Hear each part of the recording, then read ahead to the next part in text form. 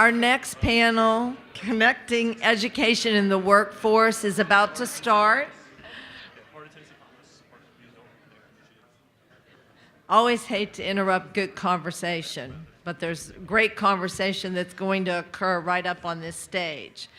I know that all the bios are in our program, and once again, we thank our staff for working on that wonderful program. But I did want to introduce the moderator of this panel, and then he'll introduce you to his wonderful, amazing panel. Dr. Jim Denova, Vice President of the Claude Worthington Benedum Foundation. And certainly, as you heard last night, his name kept popping up and getting credit for everything that he has done. He is a wonderful, passionate member of the West Virginia Public Education Collaborative, believes in us, and still pushes us to achieve higher goals. He doesn't let us rest on our laurels, and we appreciate that so much. And he often says, I'm not an educator, so I really don't understand this, but if you listen to him and you've ever been around him for 10 seconds, you know he is an educator. Thank you very much, Jim.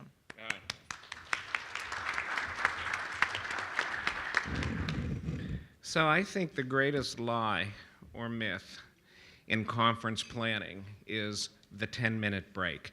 Nobody takes a 10-minute break. I don't even know why we give lip service to it.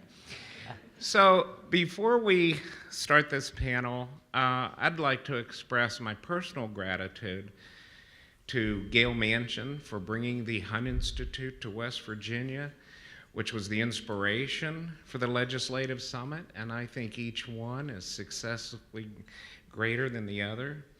And I also want to express my gratitude to the Provost's office of WVU, because if you think about this PEC consortium, it's really an assembly of over 20 institutions of highly talented, educated, and opinionated leaders in education from West Virginia, from Washington, D.C., from Western Pennsylvania.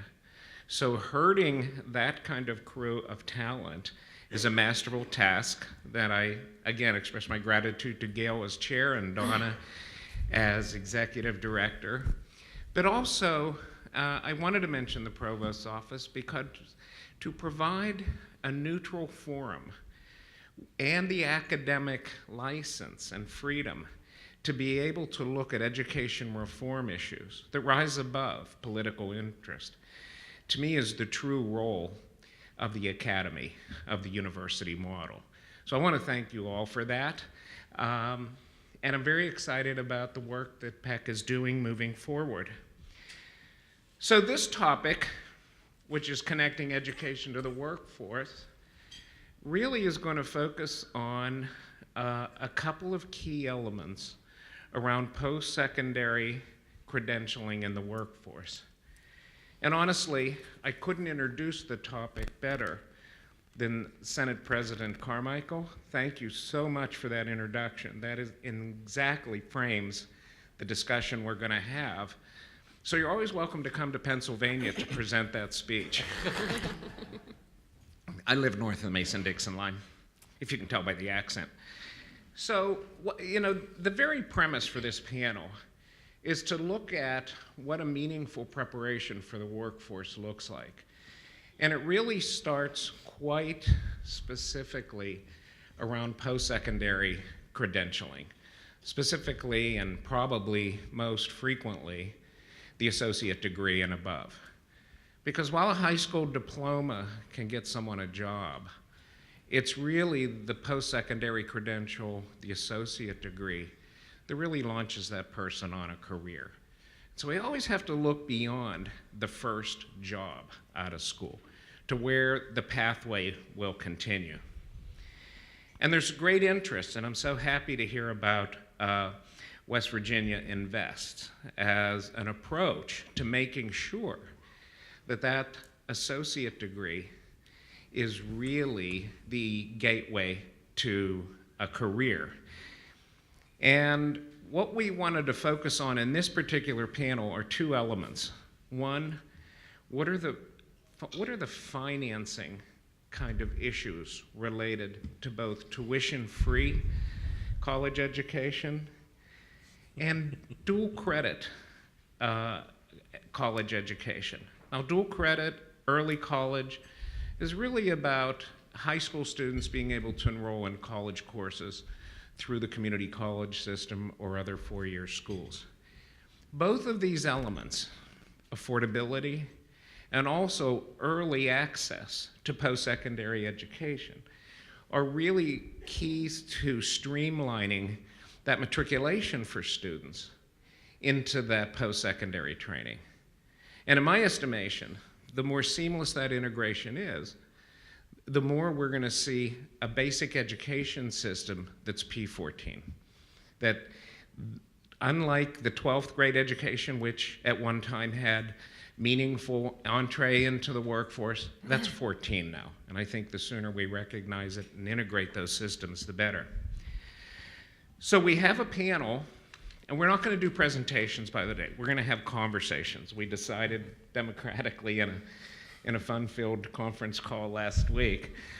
Well, we're going to address a few key questions. But let me introduce the panel first, because we have a great mix of West Virginia experience and talent as well as national models. So let me start with Amanda Winters. And by the way, this introduction will be very brief. Bios are in the program. Amanda Winters, Senior Policy Analyst with the National Governors Association. And she has specialized in a lot of post-secondary financing work, particularly with regard to equity and measurable outcomes. We also have James Snider, who is the director of the Promise Scholarship Program for the Tennessee Student Assistance Corporation. And he has a lot of national experience around financial aid modeling, and that will be key to the discussion of how do we finance post-secondary. Jaime Taylor at the end, who is a pretty fresh provost at Marshall University starting in July, but most of his work has been in physics in higher education, and he was a Department of Physics Director at Austin Peay State University, and also a NASA Fellow. And my other partner in crime, Johnny Moore, who's president of Pierpont Community and Technical College here in Fairmont, has been involved nationally in 2- and 4-year schools, but has been a real pioneer locally around the early college model and integrating company-based technology centers with post-secondary education. So the way we're going to do this, and I hope we'll have time for questions later, is really to pose 3 fundamental questions to our panel. What funding models have other states implemented? What's worked well? And where are the pitfalls with regard to both early college models, but also with regard to tuition-free post-secondary education? Second question, what are the best practices in which dual credit early college have worked well, been most successful in both the transition of students to post-secondary, but also the completion, which is critical. Retention is critical. And then lastly, for your work as legislators, they're going to highlight 1 or 2 key issues for the legislators in the audience when planning for both tuition-free college or dual credit policy making. And since that's already in the work in the legislature, I think this is a very timely opportunity to hear what's working, where some of the cautions are locally, but also what experiences from other states can bring to this discussion. So we're just going to go down the row, and let's start with funding models and what's worked and how do we finance. Okay. Amanda. Can you all hear me? Okay, good. If I get too loud, let me know. That's not usually the ask, is it? It's like if you can't hear me, but mine is, if I get too loud. Okay, so I'll just go briefly. We're talking about dual credit or early college models, and then also college promise or tuition-free, whatever words you want to put on that. So I'll just give a kind of a national landscape of what we're seeing. since I work for the National Governors Association, which is a nonpartisan organization that serves all governors, I will not say that one is the best and others are not good. So I'll just tell you the landscape of what's out there. So for dual credit, you see a variety of models. There's several states that do fund dual credit entirely from the state level intentionally. Minnesota is one of those that has a long-standing structure in place to provide funding down to districts and to higher education from the state level. You also have funding that comes from specifically from the districts. So the districts hold the entire burden of payment, and they have to reimburse the post-secondary institution for the courses that their students take. There's others where the post-secondary institution holds the entire burden. And there's some shared models where it happens at the district that they decide what the funding kind of share will be. There's also a couple states that have set kind of the funding, the reimbursement models for districts to pay back post-secondary institutions, some at very low levels, which is not ideal. That's the way I'll put it. That's as strong as my language will get there. So some of these issues that arise are that the funding burden is falling disproportionately, either on the district or on the post-secondary institution. For tuition-free college programs, there's a pretty large landscape. A place that you can go if you're interested in looking at some of the models that are out there is the College Promise campaign. They are a nonprofit organization that is bringing together some of these different models around College Promise. I know that we'll have a panelist who will speak more deeply to what Tennessee is doing, but it's a vast array, and I'm just recently learning about some of these. So 23 states have promise, some element of promise type or tuition free, many times just community college, but sometimes expanding beyond that. But there are over 300 promise or tuition free programs in the country.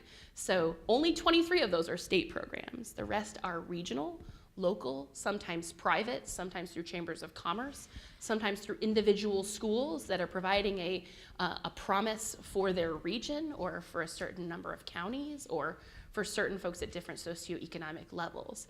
So the complication becomes when talking about funding models is that they are literally all over the board. And there's things to be learned from each of these different types of models. Hopefully we can get into that in just a little bit, but I'd like to pass it off to the next panelist. James.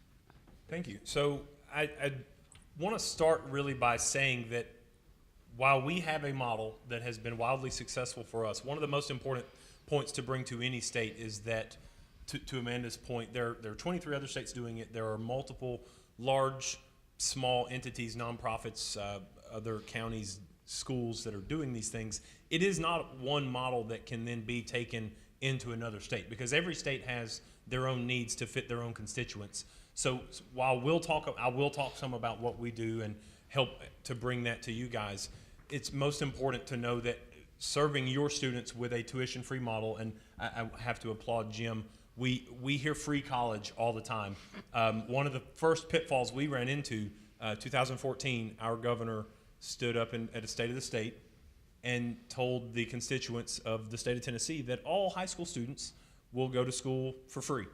And so that's a very nuanced statement. It's a galvanizing statement. It's an extraordinarily strong statement that we can now carry forward for years to come to tell our students that they can go to school free of tuition and fees. That's how I like to say it as someone who really has to get into the nuances of it. And so I did joke with Jim about that, and I applaud Amanda. Every time we talk about this, hearing the statement, free college, it has nuances, it has pitfalls, it has all of those pieces of it. But as we rolled our program out in the fall of 2015, seeing 10% increase at our community colleges, 25% increase at our technical institutions, focusing all of our efforts on changing our landscapes, 6% college going rate year over year increase from 14 to 15. It's tremendous growth, 14%. It was 2 years just kind of looking at that. 14% at our community colleges, first time full-time. So this is full-time enrollment, which is one of the expectations requirements of our program. But just talking through that and our funding model, that's another piece of it is funding in Tennessee, we have a suite of programs that we administer at the Student Assistance Corporation that are lottery funded. So we have our lottery revenues that fund all but essentially two of our programs, and then we have two programs that are state appropriated, need-based and one merit-based. But primarily our programs are lottery-based funded. We were blessed as a state to be able to move funding into an irrevocable trust to fund our program. So we're very blessed. One thing that I've seen, one message to share back to every state that I talk to, is looking at the history of our program and showing that our program started as a grassroots private scholarship program.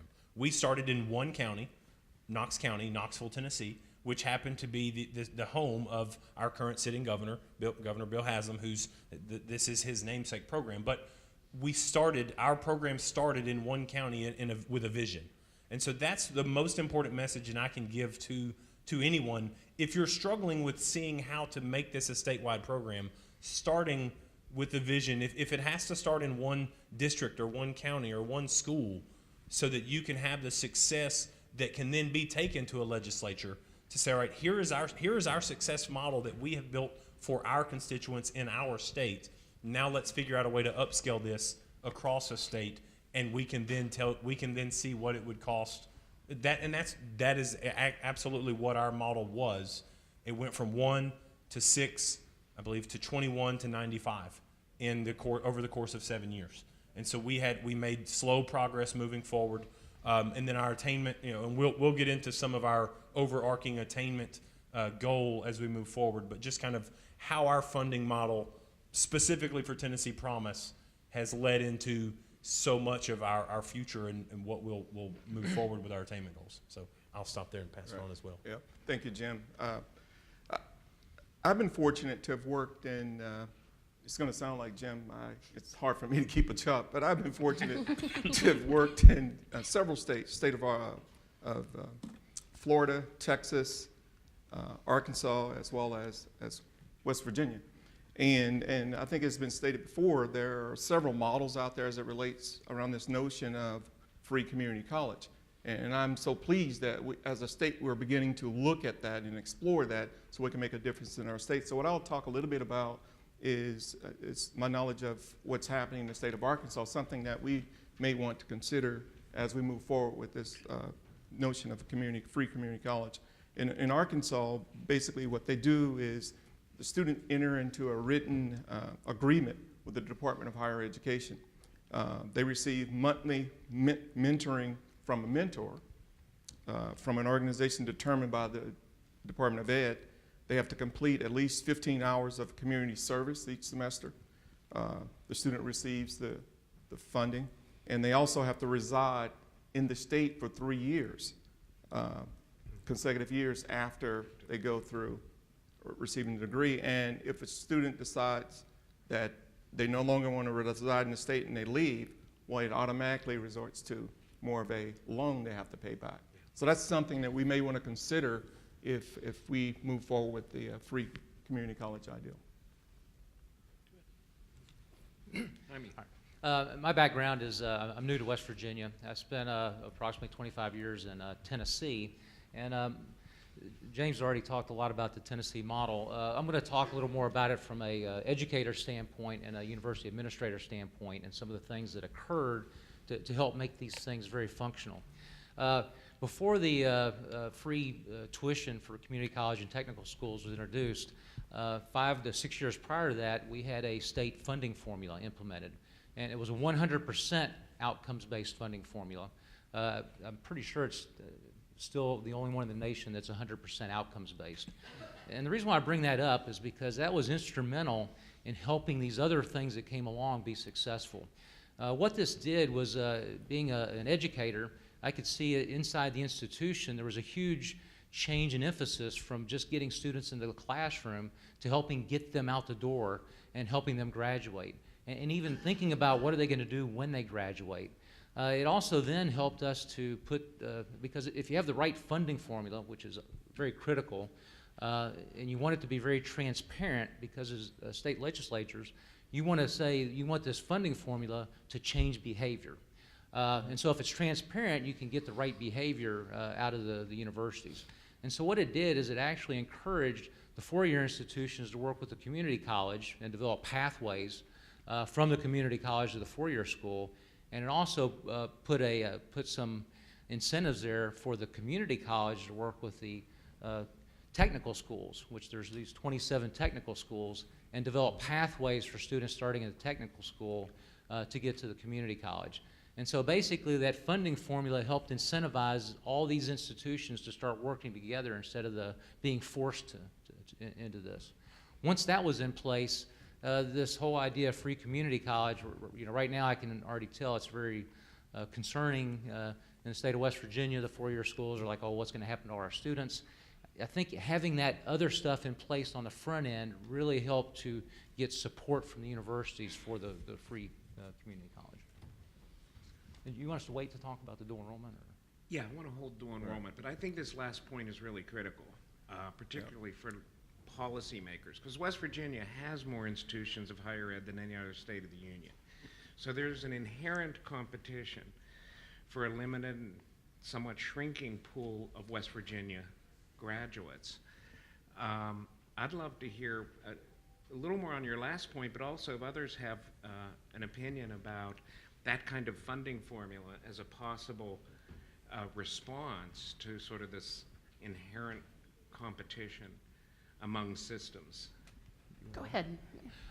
One of the things that, again, it does, it gets the universities focusing on keeping individuals in school as opposed to going out and recruiting. And so there all of a sudden becomes this institutional change to where resources within the institution are being put into student success, getting them from being a freshman to a sophomore and so forth. And I'll tell you what, I'll just stop right there. I'll let somebody else go. And then, yeah. Okay, we had too much Tennessee. Is that why we Go ahead. No, I think this is an important point, is that cost isn't necessarily the only barrier for students. So just removing the tuition and fees is not necessarily going to help them succeed. So just passing some legislation that removes those barriers is not necessarily going to equal success for West Virginia students. So the outcomes-based funding model I know that Tennessee put into place, and that other states are inching up higher on their percentages of how much of their funding is weighted in outcomes, are really thinking about how do we incentivize institutions to begin thinking about, now that we have the students, how can we do better with them? So once we get them here, how do we help them to complete, especially around returning adult populations? So I think that's, and Tennessee, of course, is doing some exciting stuff around their Reconnect. This is just a Tennessee focus. We're just gonna applaud them the whole time. No, but Tennessee all the time. all Tennessee. No, but it's a multi-pronged approach. So if you're looking at some of these populations and thinking, how are we gonna get them back?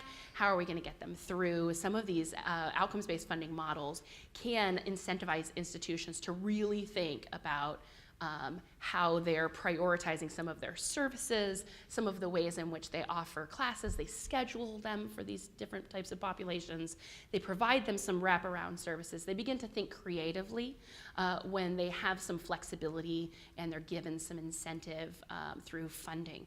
So I think another thing that I also want to highlight to you is that tuition-free college programs are not a replacement for institutional investment. So pushing more students at an under-resourced college does not make them more resourced. Mm-hmm. It just gives them more students, which now they're struggling more with. So I want to caution when you're thinking about some of these models, this is not a replacement for really thinking about how best to invest in your institutions, especially those maybe in more rural areas or those who have less resources to begin with, to make sure that when students come to them, they're going to be successful. They're going to have that extra investment in the institution that they need in order to succeed. Sure. So if I may, Yeah. so now now that I was able to kind of organize my thoughts, and I can tag off of some of Amanda's comments there. So often when we talk about the Tennessee model, we default to the financial piece of the model, and we talk about the money. Yes, we've removed the financial barrier, But there are so many other pieces. It's a success framework that's built around the students. We just finished recruitment of 9,500 Tennessee residents to mentor our student population. That's an annual recruitment process. Every year we need somewhere between 9,000 and 10,000 mentors for our Tennessee Promise students. It's an hour a month. So we're talking 12 hours a year for a volunteer mentor that's a cheerleader, a coach, a taskmaster, as I've jokingly said in the past. We're not looking to be a Big Brothers Big Sisters model. This is I'm going to be there if you need to text me on the weekend. I'm gonna text you and say, hey, or I'm going to call you, or I'm going to email you. I'm going to say, hey, that community service that you've got to do, it's due yesterday. You know, that our deadline was yesterday. So I would text you and say, hey, that community service is due. You need to do it. Or I'm there, a prime example, a personal experience. I'm sitting at home watching television with my wife on a Saturday in July, and I had zero interaction with one of my mentees. And I got a text message on a Saturday, and he says, hey, how do I submit my community service? And I literally froze, and I'm watching TV with my wife, and I said, okay, I have not had a response from this student in 11 months. I have to stop what I'm doing and talk to this student. And it's those types of things that change the game for that student. And there are 9,000 mentors involved in our state, other residents that aren't getting any of the money. They're helping to support, they're helping our residents rise and be successful. And then on the campuses, we're very small. We as a state have made very small investments monetarily, state appropriations, to support models that then the campus has been able to show success and upscale using institutional dollars or additional dollars in future through future appropriations. One prime example was a success coaching model on one of our 13 community college campuses, where every single Promise student, and now Reconnect student, that's our adult tuition-free model, they're assigned to a success coach. The success coach helps them through initial advising, and then they're tracking them to make sure they're going to class. If their instructor tags them as having stopped attending or failed a test or so on and so forth, they're being contacted by their success coach. So it's that framework to try to support the outcomes-based funding. So we're not only getting them there. So yes, Promise is getting you to the campus, but we've got to get you through for the outcomes. I'm going to make a comment, Jim. This is my third year serving as president of Pierpont Community Technical College, and one of the things that as a state we struggle with in the state of West Virginia is some of the legacy issues. And what I mean by that is that nearly all of the community colleges within our state started as a department of universities. So when we split off from the universities, well, we had a number of personnel that was in this environment, in this space, literally moved over to this space. And I know as coming into the institution at Pierpont, one of the things that I've been trying to do very, very hard is create a community college culture on my campus. And so my question is to the Tennessee folks is, with this framework of funding, looking at focusing on the outcomes, did you all see it as a way where institutions had clearly defined missions as to who was doing what, than opposed to this notion of everybody is doing everything? And sometimes within our state that happens. I think it needs to be clarity in terms of the missions of the institutions, because I agree with you, the Promise get the students in. Part of our job is to create an atmosphere so those students and pathways so they can become successful. It's interesting you brought that up. There was an article in the Chronicle for Higher Education that focused on Tennessee, and the title of it was Mission Creep, a Solution in Tennessee. And the funding formula, the way it's structured, the community colleges are part of it. The TCATs are a little different, which is the Tennessee Colleges of Applied Technology, which are then the one-year certificates, and the technology programs, which are separate. But the community colleges are part of it, the four-year institutions, and the universities. And if anybody wants to shift from one mission to another, you essentially lose a pretty significant amount of funding trying to catch up to those other individuals in that next category. And so what it did is it created an environment where the community colleges wanted to be community colleges, the four-year schools wanted to be four-year schools, and the universities wanted to be universities. And they were kind of, it would be a real major stretch, and something would have to happen for them to get outside of their mission. Yeah, and to that point, it does remove most of that competition that we talked about yesterday. Everyone, you're always in an enrollment funded structure, you're competing for enrollment. Right. And in an outcomes based structure, you're competing for success. Everyone being successful increases the outcomes for everyone else. So the mission of a community college is associate degrees. The mission of a 4-year college or university is baccalaureate, post-bachelor. So it's all about successes at all levels. I was going to say a few words. Just one thing Tennessee did, which I kind of worry about. I don't know how it pulled it off, but they did all this, wholesale. I tend to be a middle of the road type of person and work your way towards goals. I think as you said earlier, a 25% increase in enrollment at the technical schools.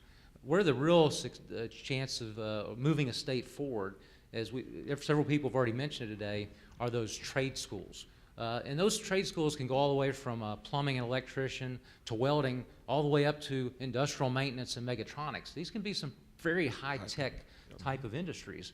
And once you get those students to that point, this is when industry will start coming in. What I had to do for the last 10 years is I was, for the region I was in Tennessee, I was a person that was helping recruit companies. And I had to go out and, convince them that we could provide the workforce. But then once I convinced them we could provide the workforce, I had to provide the workforce, which can be difficult. Yeah. But what we were able to do, and I think Tennessee was pretty flexible, if some schools like Austin P had a couple associate's degrees, we actually got to have some of that, the free tuition for those associates, but they were very focused on, they were technical programs. Mm-hmm. They were like megatronics. And so I think the technical areas, because there are a lot of technical programs in West Virginia, might be a good place to start to kind of ramp that up without basically upsetting the apple cart until something like a funding formula could be put in place to get everybody working together. I'd like to stay with that comment, use it as a pivot to this next question, which is really about best practices. Mm-hmm. And if I can just elaborate on the secondary technical school issue, in many states, they're second-tier academic institutions, and they carry the stigma of the past, which was these are for non-college going students. Well, the nature of the world has sort of refuted that, but a lot of times the stigma hasn't changed. That high schools keep what they consider academically promising students and send those, one superintendent told me, the kids nobody wants in their school to the VOTEC school.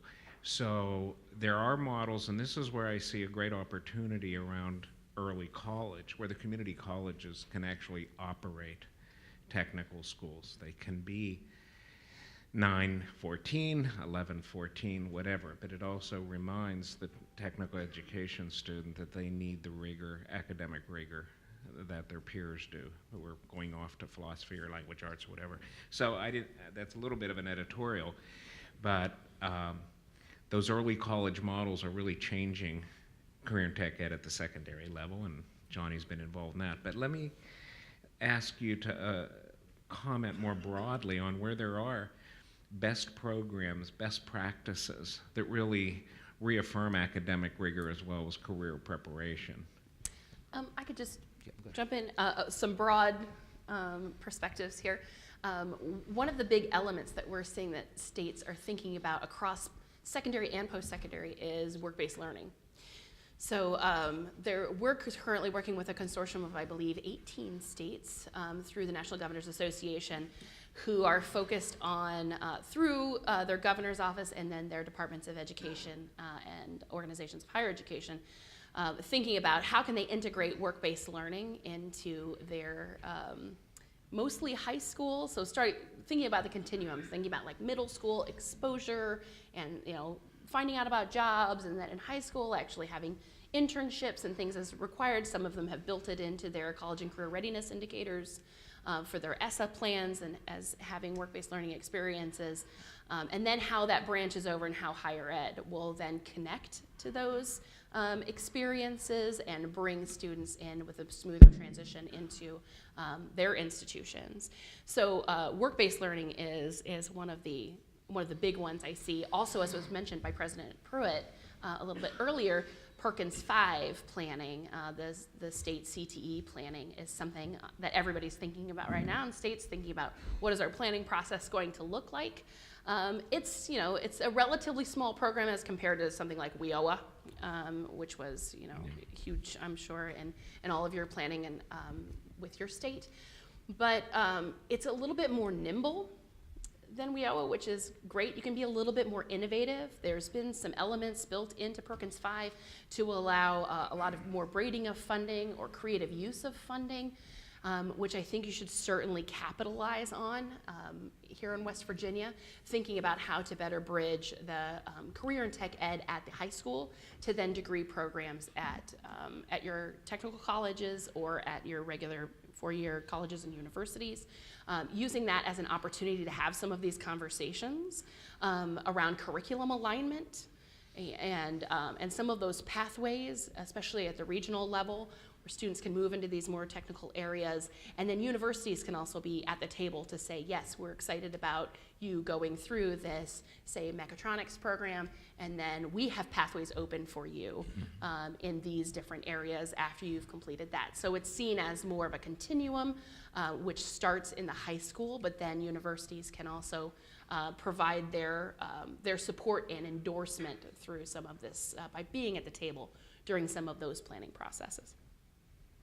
So within Tennessee, we have an interesting model, our technical school model specifically. We have 27 campuses that are, their specific mission is technical certificates and diplomas. And among those 27, there are roughly 10 to 13 additional satellite campuses. So somewhere in the neighborhood of 40 campuses across the state with the sole mission being industry ready. We're talking 10 to 20 month programs from HVAC to industry all of those more work ready, if you will.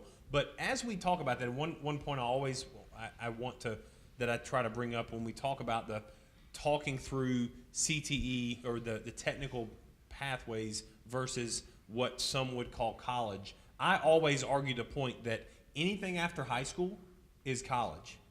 I don't care whether it's the technical at the TCAT in Nashville or you're going to Vanderbilt.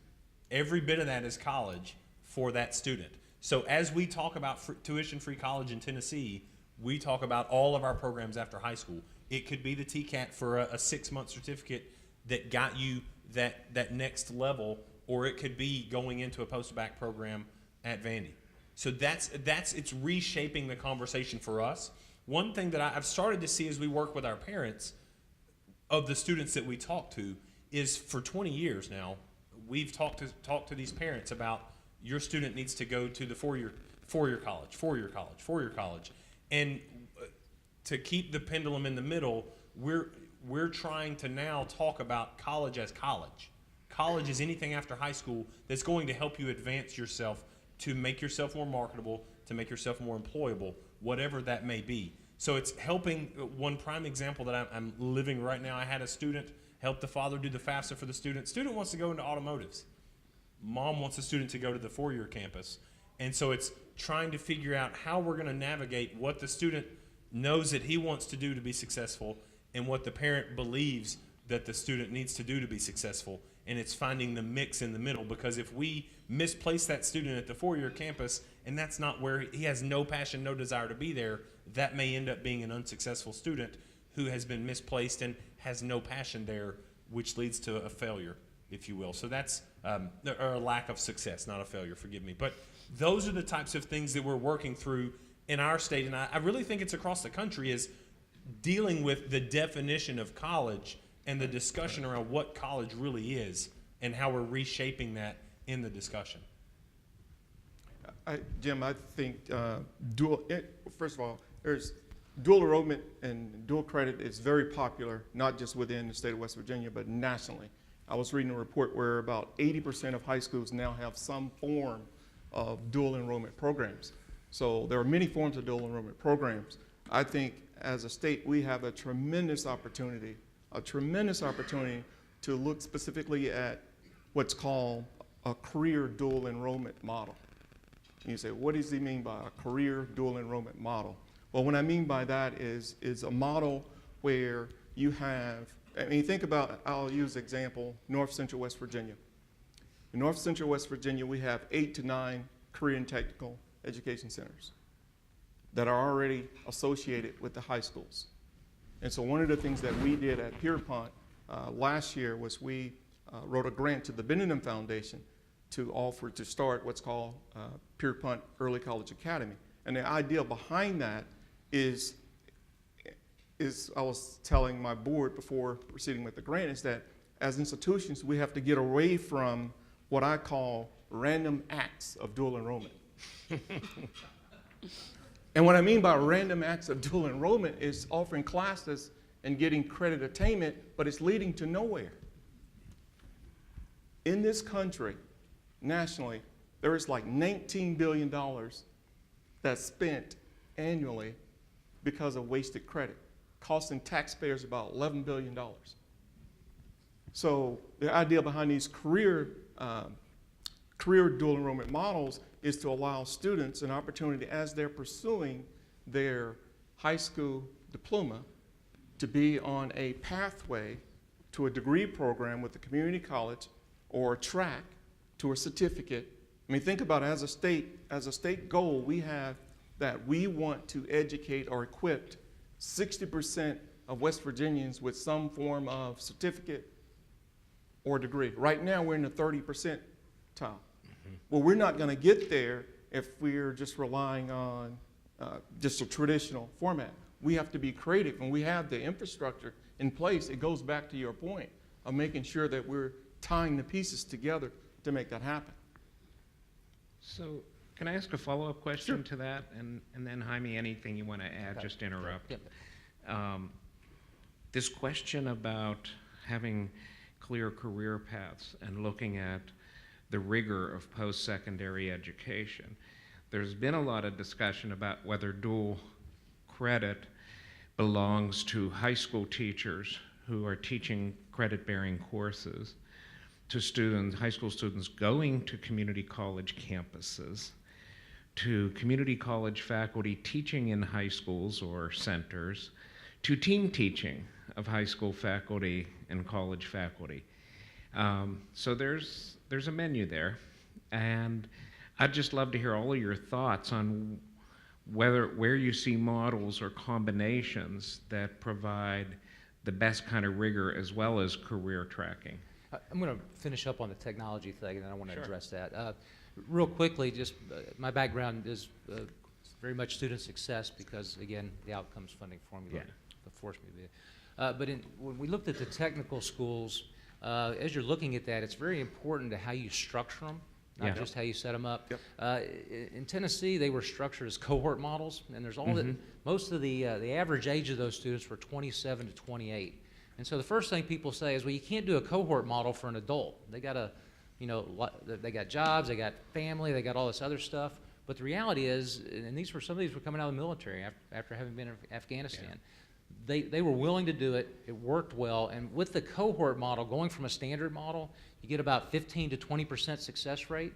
So think about that. That's 15 to 20% of the students that start end. And it's because life gets in the way. Things happen, their family comes up, and it becomes not as important as it was when they got started. When you have that cohort model, everybody in the cohort is going through all those life experiences that those individuals are. And that initially that was around 75 or 80%. You were telling me earlier it's almost a 90% success rate. Yes. So Success and placement. the success, yeah. And so you're looking at going from about 15 to 20% of those students finishing to almost 90% when you have that cohort model.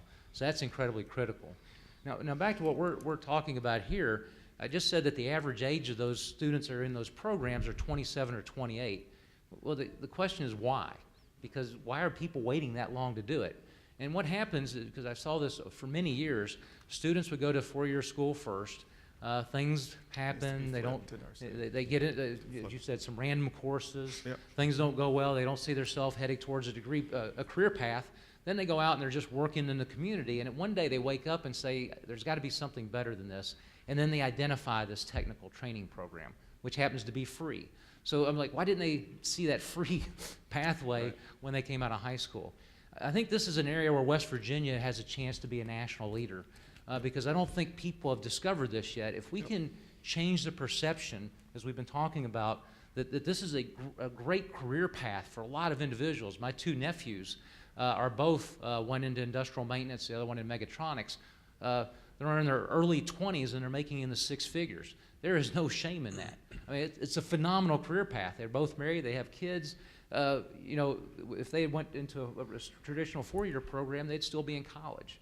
And so I think getting that point across to people and trying to drill it down into the high school level, which is some of the things I think that's starting to happen, but again, creating a pathway, let's say with mechatronics, you get a certain certification that they can transition to a community college where you can get the next certification, and even to a four-year school where you can get the last certification.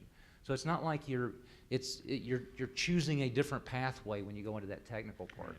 And there was a story last night about a student that didn't really want to continue to do traditional math or traditional physics. I'm a traditional math person and a traditional physics person, but I get it. It's really cool. I mean, students want to learn quickly, and they can learn quickly, and they're like, I can go ahead and do the artificial intelligence stuff right now without having to go through 4 years of mathematics to get there. And I think creating some of those pathways early in the high school, I think it's going to take some effort to pull that off, but I think it would be a great model to have. So let's go back to the faculty configuration question. Are there preferred models? Well, if you've glanced at my bio, which I'm sure you've all read it, I used to work in Illinois at the Illinois Board of Higher Education before I moved to DC, and I was actually one of the authors of their Dual Credit Quality Act administrative rules. So how were we going to oversee dual credit? Now, one of the complications being we also had a lot of private institutions within the state who were offering dual credit. So thinking about how the state needs to oversee that element as well. Not really sure what the landscape is around that in West Virginia, if you all allow it, but if you do, think about it as an area that might need some oversight. But when we were thinking about faculty configurations, we did come across some institutions. I mentioned the private ones, and these included for-profit or proprietary institutions that were offering some of these dual credit courses. They would use a master teacher model, so they'd have a qualified instructor who was at their campus, who would then oversee essentially teaching assistants at each of the schools who were unqualified by our standards high school teachers. So they would say, well, we have a qualified teacher who's assigned to these classes, but they were assigned to 50 sections. And then they would have a high school teacher who did not meet our state qualifications at the campus actually teaching. So the actual teacher was unqualified. That became very problematic, especially in under-resourced areas or rural areas that had real issues with teacher pipeline. Also, one thing to keep in mind, I also used to work at a university. These are college credits, and the colleges have to maintain their standards for accreditation if they're offering this course credit. They have to know also that this is going to prepare the student to then go on in that field. So if you offer an English 101 at the high school and the university or college does not fully own or understand what the curriculum is that's being taught, it might not prepare them for English 102. And they might come to your college and then fail. They might think they're prepared to move on because of the experience they had in their high school, but they really are not. So the ideal is a co-ownership, which is very, very difficult to get. It requires strong relationships between a higher education institution and the districts that they work with. Is an understanding, a shared understanding of the curriculum requirements, the outcomes, the teacher qualifications, interaction with the post-secondary institution to constantly keep reviewing the curriculum and making sure that the co-ownership is there. It's a difficult thing to do, but it's best done at the institution and district level, because as a state person, we tried to step in and coordinate conversations, and it was entirely unhelpful. Nobody cared what we said, so it was, we needed to get out of the way, and we needed to incentivize the conversations to happen at the regional level, so that the teachers teaching within the school, or whether students are coming to the post-secondary institution and receiving their instruction and then going back to the school, it was very important for a feeling of co-ownership, rather than it's a high school course or it's a college course. We often hit into the wall of high school teachers saying, you're telling me I'm not qualified to teach this level of class. And that is insulting to them as an educator for many years, and imposing these standards from higher education onto K-12 is a tricky conversation to have. So it's very important also for universities to think creatively, or colleges to think creatively about how they can assist the districts that they work with in getting the correct credentials to those teachers who might be in their pipeline to teach dual credit in their districts. So to actually provide something to the districts to assist them in some of these teacher pipeline issues, and thinking and acting like we have a shared understanding, or we have a shared ownership of this with you. We're not saying that you are not capable of teaching these things, but here's why we need to do this, and this is how we can help you kind of join in our team. Any other thoughts on that? Yeah, a couple of thoughts on that. I know it's an issue. You know, academic rigor is definitely an issue. I know when I was in the state of Texas, you had institutions that had traditionally were allowing courses to be taught on a high school campus, start pulling those courses back to the college campus because of that very reason of the rigor, and then thinking about from a student's perspective, because part of preparing students to go to college is to prepare students to go to college. Right. And sometimes it's very difficult to do that if you're still in that with the same instructor in the same environment. And so you have this false sense of what college truly is. You miss the culture of the college. Yeah, the culture of the experience. college, yeah. So I'm getting the high sign from Donna. So what I'd like to do, since there is discussion in the legislature around tuition-free college, there's a lot of work in West Virginia around early college. West Virginia Invests is going to be a matter of discussion. Let me ask for a quick rapid-fire response from each of you. If there's one thing that you would like the legislators to think hard about in their future discussions, what would it be? I'll go first. You may. No, in all seriousness, I think in the state of West Virginia, we have a tremendous opportunity to really put our arms around this notion of dual credit and early college. Again, I'm serious about, I think we have an opportunity to really look at investing in career dual enrollment through the tech centers. Yeah. The infrastructure is there. It's a matter of putting the pieces together. I think it's a tremendous opportunity to really fill those jobs, provide individuals with the skill sets to fill jobs quickly. That would tremendously change the trajectory of our state. Yeah. I would second that. And if I had one thing, of course, I already mentioned the funding formula, but on the dual enrollment, the one thing I found in West Virginia that makes it very difficult for a university administrator is in other states, let's say Tennessee, a credit hour, you get $300 per credit hour. The dual enrollment, the state will fund those students at $150, and so the university will cut the tuition in half and do that. And there's a lot of clever things you can do. It's half tuition, but it's reasonable. In West Virginia, it goes all the way from $300 a credit hour to $25 a credit hour. Yeah.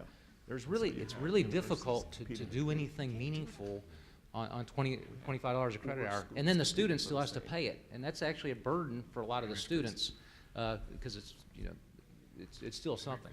And so there's some real I think disconnects, and I think this leads to what you were saying earlier about the random courses. The only things you can really offer are if you have a high school teacher that has a master's degree in English, or a high school teacher with a master's degree in history. You can offer those courses at that rate, but you can't get clever and do things like megatronics or computer science or some of the different types of math and physics. You can't really get those into the school. So I have it's twofold, and I'll be brief, but I did tell Amanda I would throw one piece in there. So, so part of this is it's as much about setting. One thing that we've done is set a tangible goal. So we have a drive to 55% attainment by 2025. That is our tangible goal. Every policy that we work through has that goal in mind. Everything that we do in our educational sphere has our attainment goal in mind. So challenging you as a state, as a legislature, that setting that goal, setting a tangible goal, telling everyone, this is our goal, this is how we're going to get there.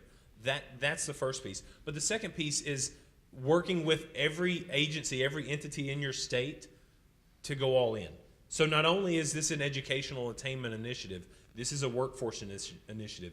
This is a human services initiative. Like our adult promise piece, we are literally in the process of training human services divisions across the state so that when they're connecting with a family that's looking to go through a means tested benefit program, we can say, oh, by the way, you may actually be eligible for Tennessee Reconnect. Did you know about Tennessee Reconnect, which is that's our adult program. So it's twofold there. It's setting a goal and challenging every entity in the state to help you reach that goal, but it's then also training up those other entities so that they can help you, so that they can talk intelligently about your goal and help you to reach that goal. Yeah, I asked him to talk about human services. They're doing really cool stuff in Tennessee. So you want to squander your recommendation. Yeah, exactly. So I'm really glad he did that. I'll keep mine super short as well. Something to keep in mind is access. So make sure we're not just giving these college-going opportunities to students who would have already gone to college. Many times, and that's what we see happening. So we see these great results at some places. These students, they do so well in college. Well, were they already going to do well in college?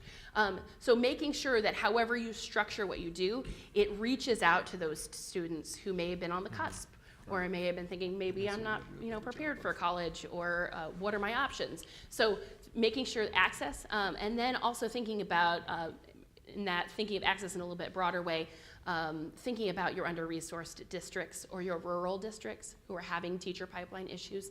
How can you creatively address those to make sure that not only your well-resourced districts are getting the range of opportunities for early college, but how you can think about intentionally spreading those opportunities to your districts who may not have had those resources.